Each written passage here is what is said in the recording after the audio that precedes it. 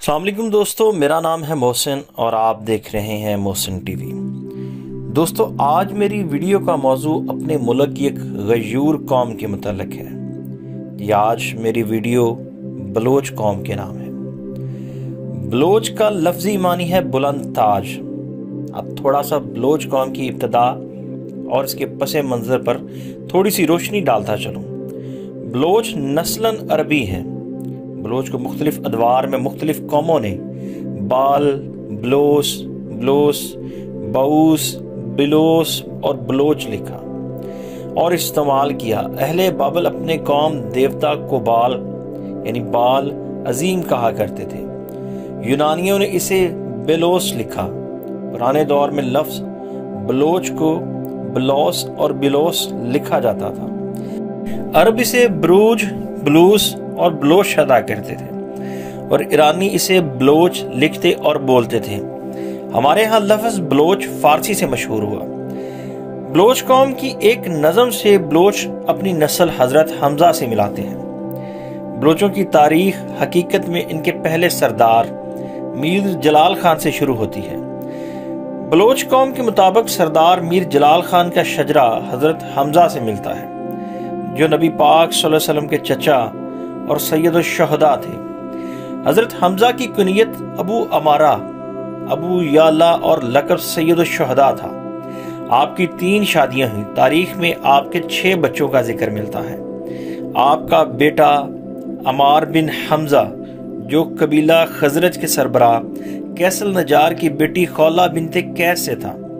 بلوچ اپنا شجرہ نسب اس سے ثابت کرتے ہیں۔ امیر جلال خان کے 4 بیٹے تھے۔ ان سے قبائل کی تقسیم کا کام شروع ہوا۔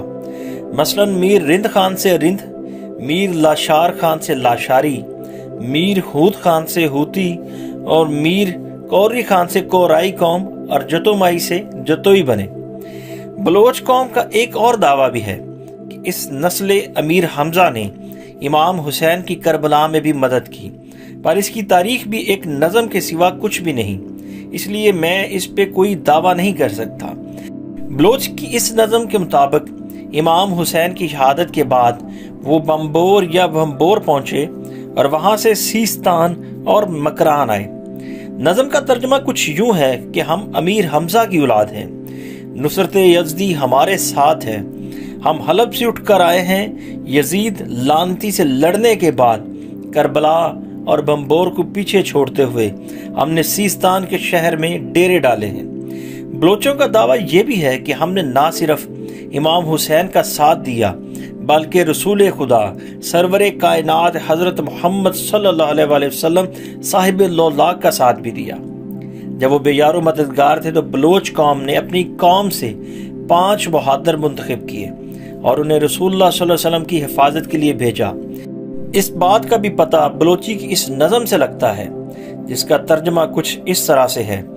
5 بہادر رسول اللہ صلی اللہ علیہ وسلم کی خدمت میں کھڑے تھے۔ جب خدا کے دوست نماز پڑھتے تو وہ پہرا دیا کرتے تھے۔ جب کفار کے ساتھ لڑائی چھڑی، کفار کا لشکر بے شمار تھا، تیر اولوں کی طرح برسے اور زمین سے دھواں اٹھنے لگا، مگر وہ ثابت قدم رہے اور ان کا ایمان قائم رہا۔ دشمن ان کو مغلوب نہ کر سکا۔ اس دن پاک نبی صلی اللہ علیہ وآلہ وسلم نے بلوچ کے سر پر طلائی تاج رکھا۔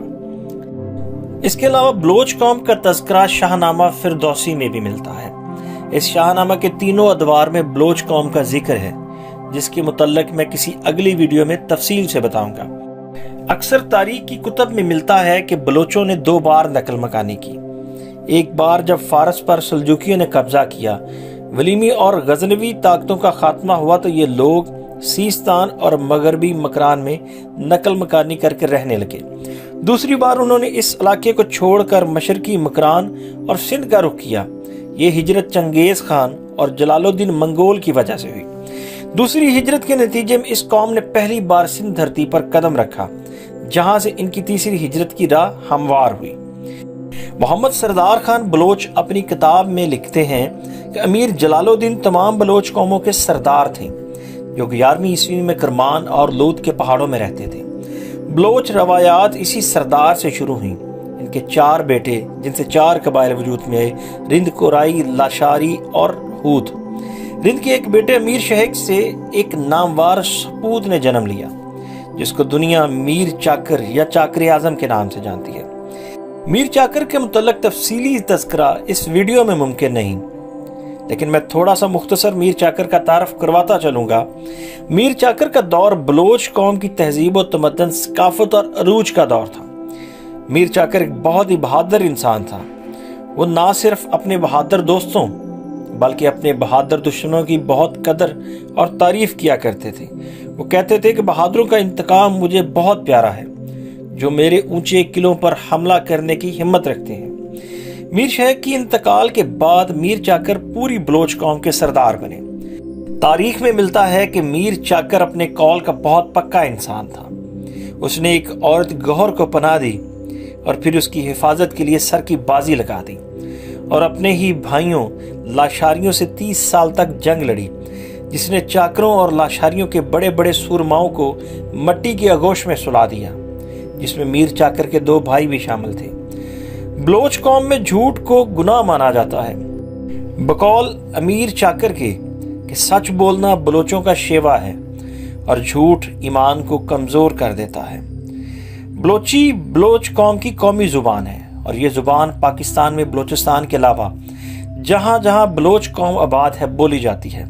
اس کے علاوہ سیستان، کردستان، خلیج فارس کی ریاستوں میں بھی بلوچی بولی جاتی ہے۔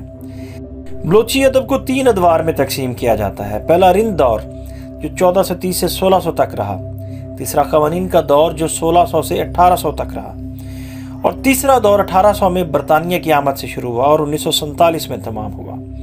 چوتھا موجودہ دور جس کا آغاز قیام پاکستان سے ہوا۔ بلوچ قوم میں بہت سارے شعراء نے جنم لیا، جن میں سے چند کے نام میں بول رہا ہوں: میر چاکر خان رند، میر بیورخ رند، سردار گورہام لاشاری، میر ریحان رند، خان عبداللہ خان۔ بلوچ میں ویسے تو بہت سارے قبیلوں سے قبیلے بن گئے ہیں، پر چند مشہور قبیلوں کا میں ذکر کرتا چلوں: رند، لاشاری، جتوئی، مینگل، مری، بلیدی، بگٹی، ریسانی، کیلانی، میروانی، کرد، جعفری بلوچ، میرالی، جمالی، روکانی، ہوتی اور زرداری وغیرہ۔ بلوچ ایک غیور اور بہادر قوم ہے اور پاکستان میں بسنے والے سب اپنے پاکستان سے بہت پیار کرتے ہیں۔